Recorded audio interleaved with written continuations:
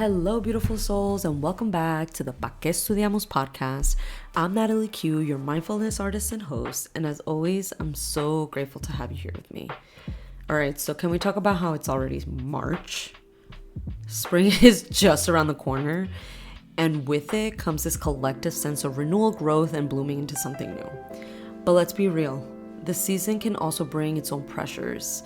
You know, the wellness world is full of talk about spring cleaning your life and letting go and starting fresh.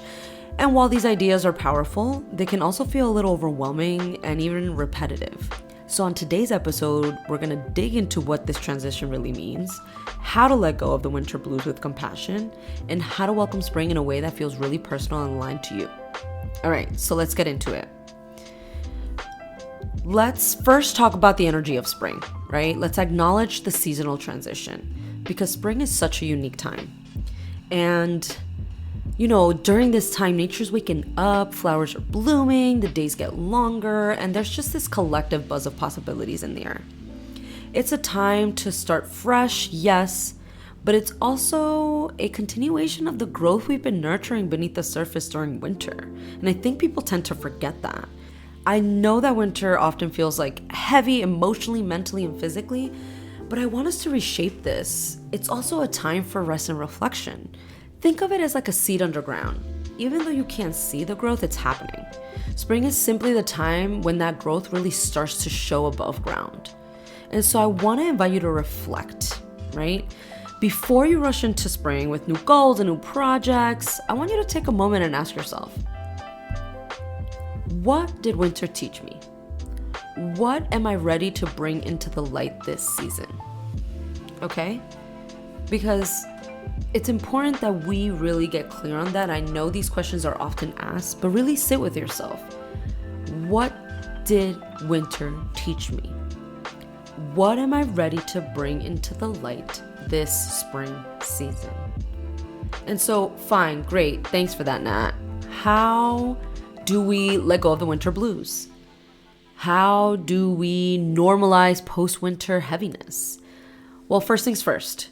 If you're still feeling a little sluggish, uninspired, and just like blah after winter, you're not alone. A lot of us are.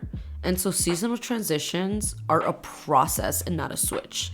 And I think people tend to forget this. So it's okay to ease into spring at your own pace. Make it your pace. It's not society's pace, it's your pace. And so I'm about to give you some practical tips for actually releasing these winter blues. 1, movement. Movement is really, really, really important. Movement is one of the best ways to shake off winter energy. And this does not have to be some intense workout, y'all. It could be a gentle walk outside, a stretch, or even dancing in your living room. It's just as long as you're moving your body and allowing it to flow, because the winter really makes us stagnant.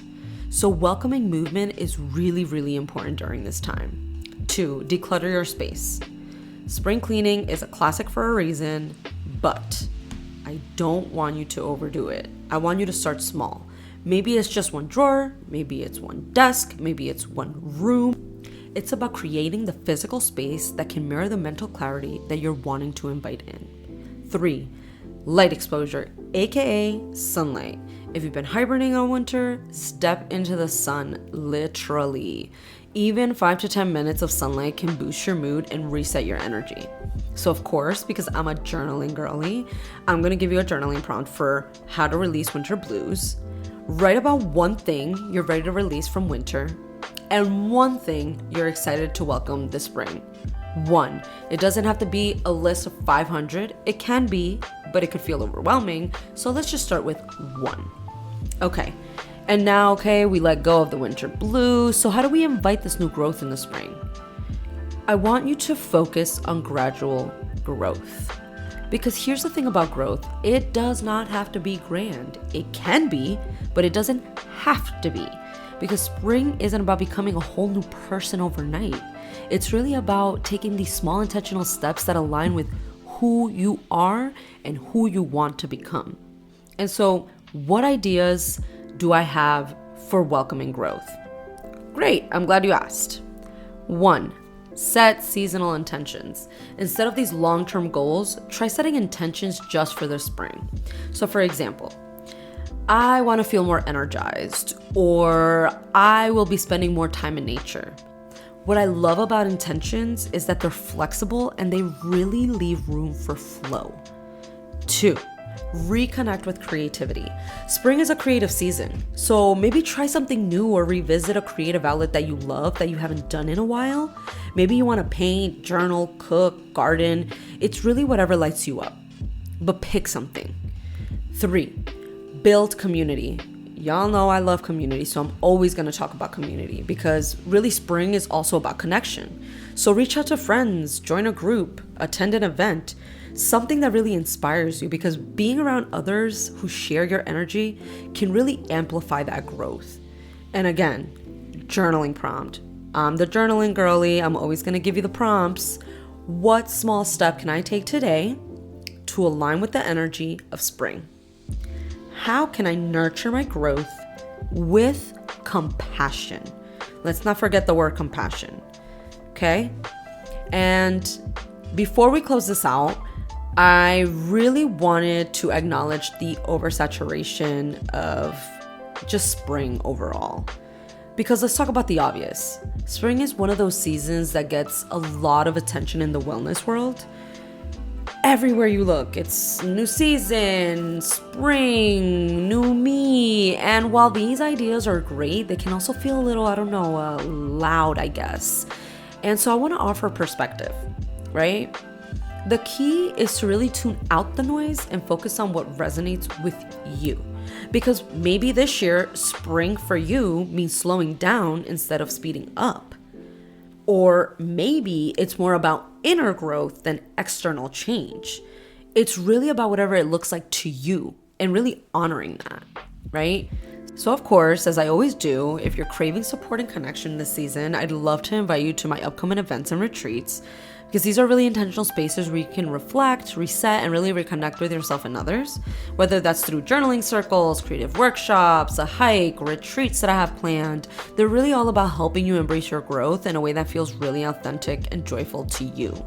So check out my website, tucasawellness.com, and if you're not sure which event is right for you, don't hesitate to send me a message. I really would love to help you find the perfect fit, even if it's maybe not my events, but I can always recommend some really meaningful experiences because I just have a circle of beautiful practitioners and people that are hosting events as well.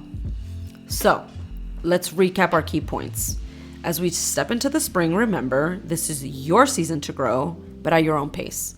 Let go of what's weighing you down and embrace what lights you up, and know that even the smallest steps are enough. And if you loved this episode, please share it with a friend who might need a little spring inspiration. And don't forget to follow me on Instagram, TikTok for more tips, reflections, and upcoming events and updates. And that is all linked in the description of this episode. And I'm super excited to bloom together. Thank you again for spending time with me. I'm so excited to see all these beautiful ways that you're going to grow this season. And until next time, and of course, take care of yourself because you deserve it.